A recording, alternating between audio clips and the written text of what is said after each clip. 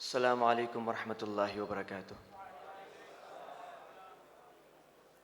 نحمده ونصلی علی رسولہ الکریم، اما بعد فاعوذ باللہ من الشیطان الرجیم، بسم اللہ الرحمن الرحیم۔ قال اللہ تبارک وتعالی فی القرآن المجید والفرقان الحمید، اعوذ باللہ السمیع العلیم من الشیطان الرجیم، بسم اللہ الرحمن الرحیم۔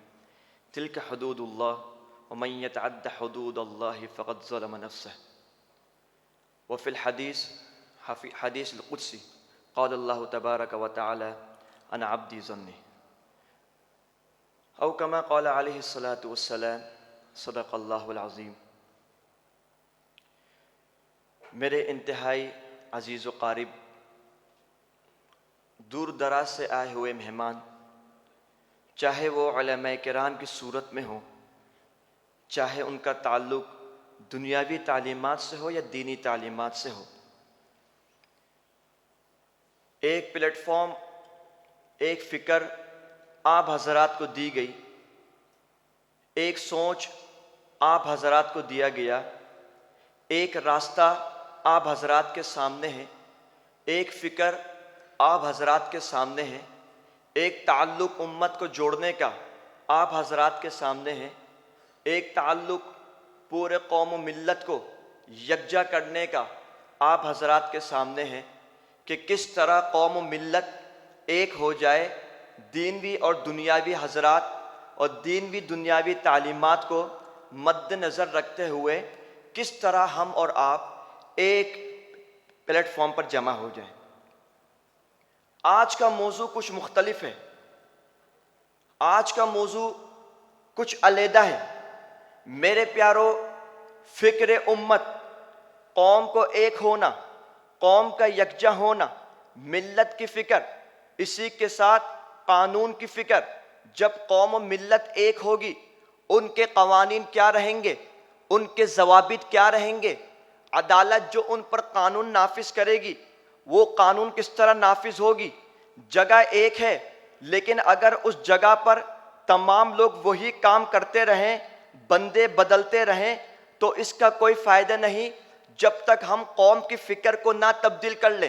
میرے پیارو، اللہ رب العزت نے حضرت آدم علیہ السلام سے لے کر پیارے محبوب سرور کائنات، امام الانبیاء سید الاتقیاء، شافع المحشر سرور کونین، تاج دار مدینہ، تاج دار ختم رسول، امام الانبیاء سید الرسل، حضرت محمد مصطفیٰ احمد مجتبیٰ، سب بولو صلی اللہ، اور آواز سے بولو صلی اللہ، صلی اللہ، صلی اللہ علیہ وآلہ واصحابہ وسلم تک 1,24,000 انبیاء کرام علیہ السلام اس روئے زمین پر، اس دھرتی پر، اس دنیا پر تشریف لائے۔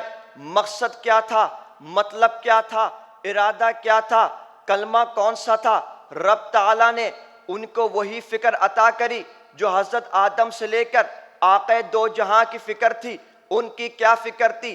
آدم کی بھی فکر یہی تھی، اے لوگو لا الہ الا اللہ، آدم صفی اللہ کہو۔ حضرت ابراہیم علیہ السلام کی کیا فکر تھی؟ اے لوگو لا الہ الا اللہ، ابراہیم خلیل اللہ بولو۔ اے لوگو حضرت اسماعیل علیہ السلام کی فکر کیا تھی؟ اے لوگو لا الہ الا اللہ، اسماعیل ذبیح اللہ بولو۔ حضرت عیسیٰ علیہ السلام کی فکر کیا تھی؟ لا الہ الا اللہ، عیسیٰ روح اللہ بولو۔ پھر پیارے محبوب سرور کائنات صلی اللہ علیہ وآلہ وسلم کی فکر کیا تھی؟ اے لوگو لا الہ الا اللہ، محمد الرسول اللہ بولو۔ مگر میرے پیارو، حضرت ابراہیم علیہ السلام آئے، قوم کو انہوں نے جب دعوت دی اور قوم سے انہوں نے سوال کیا، قوم سے انہوں نے کوئسچن پوچھا، اتتخذ اصناما آلہہ، لوگوں کے سامنے لوگوں نے ان کو مجرم بنا دیا، لوگوں نے ان کو ٹیررسٹ بنا دیا۔ حق بات بلند کرنے پر حضرت ابراہیم علیہ السلام کو ان کی قوم نے نافرمانی کرتے ہوئے آگ میں ڈال دیا، لیکن رب لم یزل نے حضرت ابراہیم علیہ السلام کو وہ جیت عطا کری۔ طاقت میرے رب کی، بادشاہت میرے رب کی، تمام چیز میرے رب لم یزل کے دست قدرت میں۔ رب نے اس آنکھ سے کہہ دیا قلنا یا نار رکونی بردن و سلامن علی ابراہیم، قوم نہیں سدھری، قوم اسی نافرمانی پہ رہی۔ دوسرے انبیاء کرام علیہ السلام آئے، قوم سمود آئی، اس نے بھی رب کی نافرمانی کری، قانون نہیں سدھرا، قوم نہیں سدھری، وہی نافرمانیاں چلتی رہی۔ رب کے قرآن نے کہہ دیا الا بعدا لثمود، قوم لوط آئی، حضرت لوط علیہ السلام نے کلمہ حق بلند کرا، لیکن رب کے اس قوم نے بھی رب کی نافرمانی کری، قوم نہیں سدھری، رب نے ان پر عذاب نازل کر دیا۔ قوم سمود آئی، اس نے بھی رب کی نافرمانی کری، قانون نہیں بدلا، روئے زمین پر اسی طرح نافرمانیاں جاری رہی۔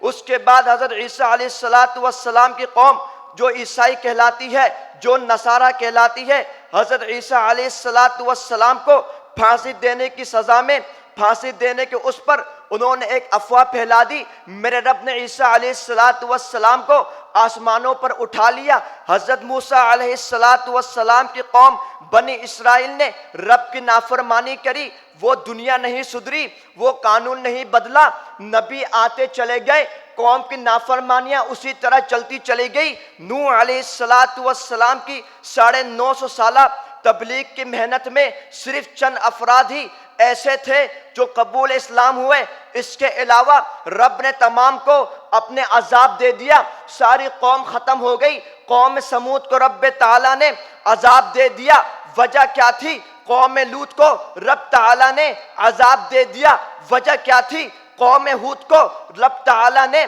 عذاب دے دیا، وجہ کیا تھی؟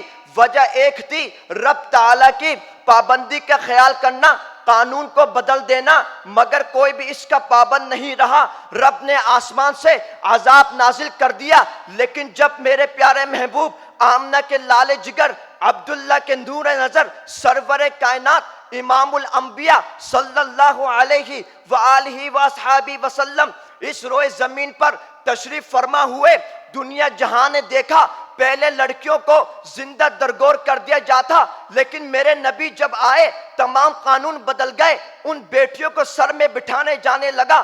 میرے نبی کے آنے سے پہلے شراب نوشی ہوتی، رب کا تعالیٰ جب کہتا ہے شراب حرام ہے، صحابہ کرام نے عمل کرتے ہوئے اس قانون کو بھی بدل دیا۔ میرے نبی کے آنے سے پہلے جوا حلال تھا، رب تعالیٰ نے اپنے محبوب کے ذریعے جوئے کو حرام قرار دیا، پوری قوم بدل گئی، پورا قانون بدل گیا۔ میرے بھائیوں، جب سود حلال تھا، نبی کے آنے سے قبل، نبی کی نبوت سے قبل، نبی کی رسالت سے قبل، قرآن کے حکم سے قبل، جب رب تعالیٰ کے قرآن نے حکم دے دیا احل اللہ البیع وحرم الربا، جب رب تعالیٰ کے قرآن نے کہہ دیا کہ تمہارے لیے بے حلال ہے اور سود حرام ہے،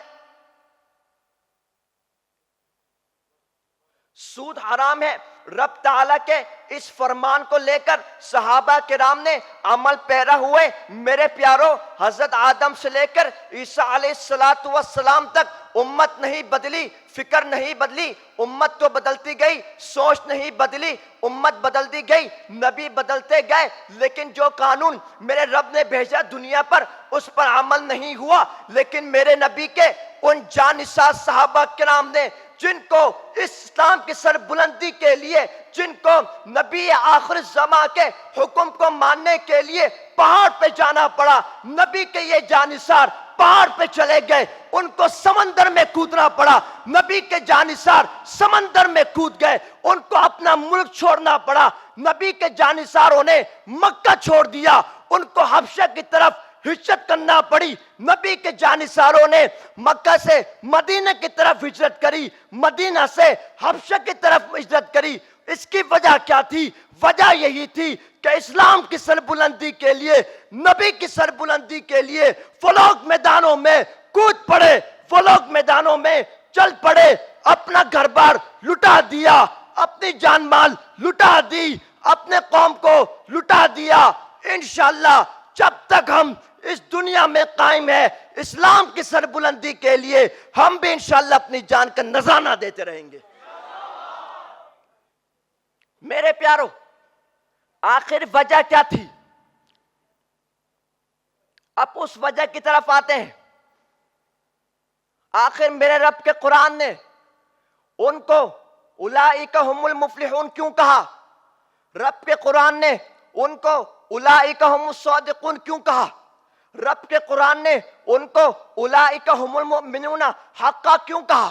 رب کے قرآن نے ان کو فَإِنْ آمَنُوا بِمِثْلِ مَا آمَنْتُمْ بِهِ فَقَدْ اهْتَدَوْا کیوں کہا؟ رب کے قرآن نے رضی اللہ عنہم ورضوا عنہ کیوں کہا؟ اس کی وجہ ایک تھی. اس کی وجہ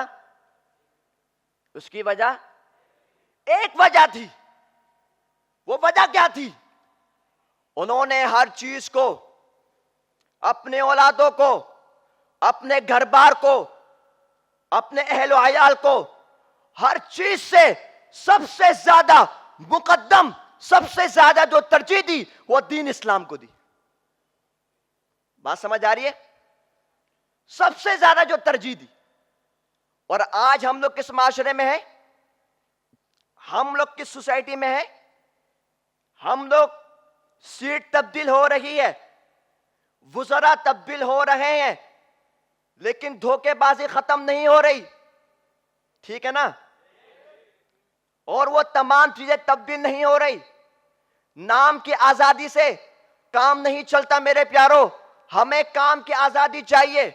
ہمیں ایسے کام کی آزادی چاہیے کہ جس طرح صحابہ کرام نے اس روئے زمین پر ان کو ترکی میں جانا پڑا، وہ ترکی گئے آزادی کے خاطر. لیکن آزادی کس کی؟ دین اسلام کی، امت مسلمہ کی. کہ پیارے مسلمان جس ملک میں بھی جائیں، جس قوم میں بھی جائیں، جس دیہات میں جائیں، جس گاؤں میں جائیں، جس دھرتی میں جائیں، اس دھرتی پر ان کے لیے لا الہ الا اللہ کہنا آسان پڑے، قرآن کہنا آسان ہو، قرآن کی آواز آسان بنے، اذانیں آسانی سے ہو، مدارس آسانی سے بنے، مدارس آسانی سے بحال ہو جائے، مساجد میں آسانی سے مسلمان نماز کا قیام کریں. کیا آج ایسا ممکن ہے؟ کتنے ممالک ایسے ہیں، کتنے ممالک ایسے ہیں جہاں پر اذان نہیں ہوتی، قرآن پر پابندی ہے. لیکن انشاءاللہ ثم انشاءاللہ اب یہ قوم انشاءاللہ بیدار ہو چکی ہے.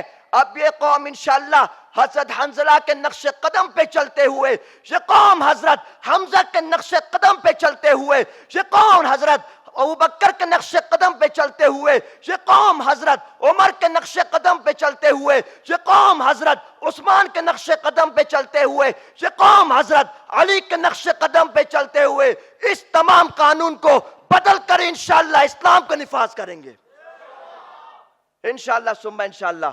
تو میری آپ تمام احباب سے گزارش ہے، ہم بھی اسی فکر کو لے کر آگے بڑھے جو میرے نبی کی فکر تھی، جو صحابہ کرام کی فکر تھی، جو امام الانبیاء امام الاولیاء کی فکر تھی، جو تمام زمانے کے علماء کی فکر تھی. انشاءاللہ جب ہم اس فکر کو لے کے چلیں گے انشاءاللہ تو انشاءاللہ کامیابی ہمارے قدموں میں ہوگی انشاءاللہ. وآخر دعوانا ان الحمدللہ رب العالمین. السلام علیکم ورحمۃ اللہ.